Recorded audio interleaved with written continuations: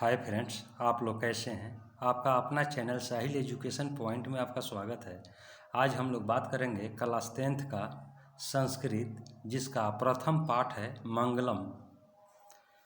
तो सबसे पहले इसका पाठ का परिचय हम लोग जान लें। मंगलम पाठ का परिचय देखिए। मंगलम का अर्थ होता है कल्याणकारी। मंगलम का अर्थ होता है कल्याणकारी। देखिए, प्रस्तुत पाठ जो है मंगलम, इसमें 5 श्लोक विभिन्न उपनिषद से संकलित है। इन श्लोकों द्वारा सर्वशक्तिमान, सर्वव्यापक, संसार के आधार, सभी कालों में विद्यमान रहने वाले सत्य स्वरूप ईश्वर की वंदना की गई है। उपनिषद वैदिक के आरंभ के अंतिम भाग में दार्शनिक सिद्धांतों को प्रकट करते हैं। इन उपनिषदों में परम ब्रह्मा परमेश्वर की महत्ता का गुणगान किया गया है। उसी महान ईश्वर के द्वारा इस संसार का संचालन होता है।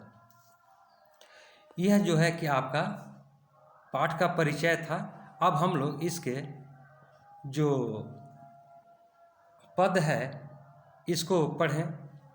पहला पद है हिरण्यमय पात्रे सत्य शापहितम मुखम तत्वम पुषनागृनु सत्य धर्माय दृष्टे। अर्थात, हे प्रभु, सत्य का मुख भी सोने जैसा पात्र से ढका हुआ है, इसलिए उस सत्य धर्म की प्राप्ति के लिए यानी मन से मोह माया को त्याग दें, तभी सत्य की प्राप्ति संभव है। दूसरा पद है अनोरनियान महतो महीयान आत्मास्य जंतो निहृते गुहायाम तम क्रतुः पश्यति वित्तशोको धातु प्रसादानम महिमात्मनम। अर्थात, जीव के हृदय रूपी गुफा में अणु से भी सूक्ष्म तथा महान से भी महान वह आत्मा विद्यमान रहती है। उस परम सत्य के दर्शन मात्र से जीव शोक रहित होकर परमात्मा में एकाकार हो जाता है।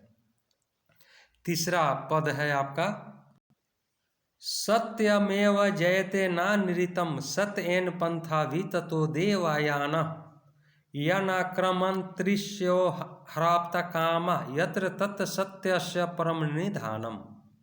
अर्थात, सत्यम एवं जयते, अर्थात सत्य की ही जीत होती है, असत्य यानी झूठ की नहीं।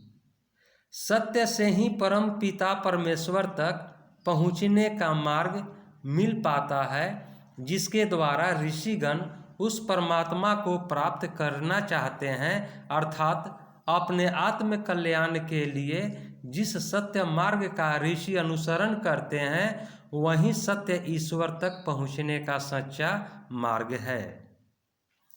अब इसका अगला पद है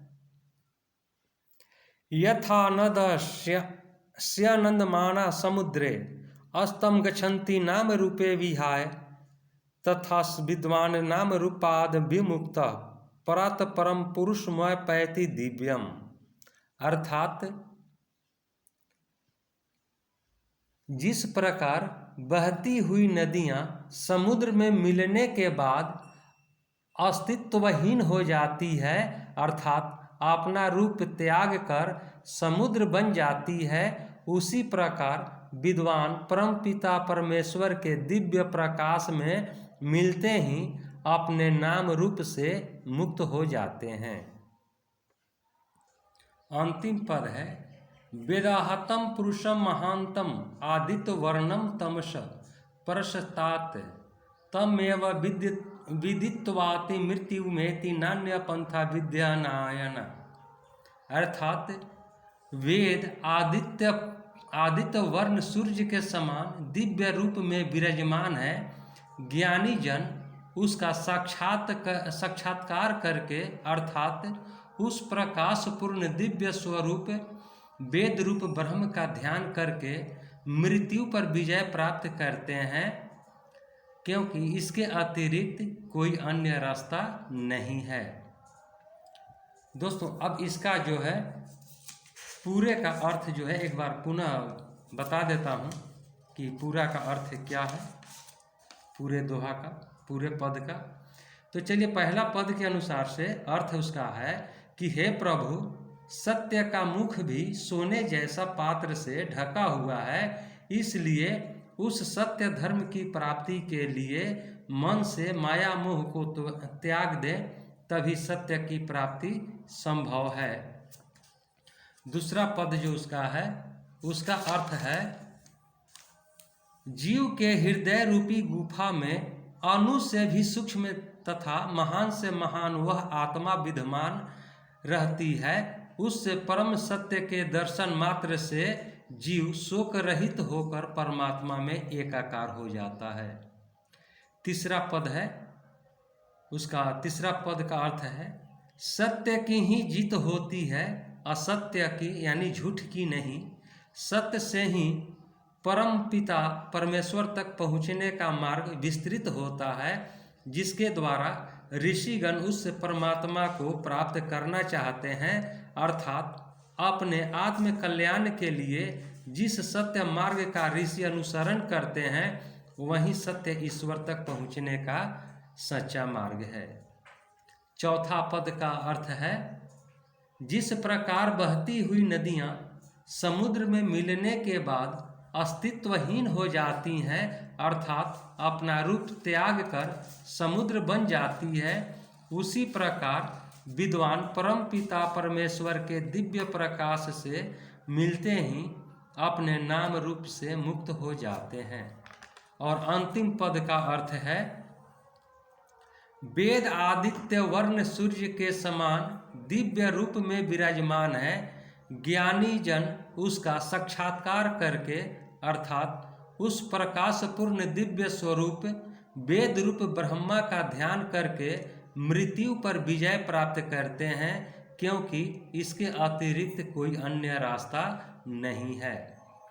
दोस्तों यह वीडियो आपको कैसा लगा?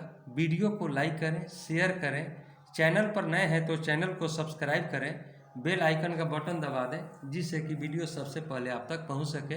अब हम लोग अगले वीडियो में मिलेंगे, तब तक के लिए जय हिंद, जय भारत।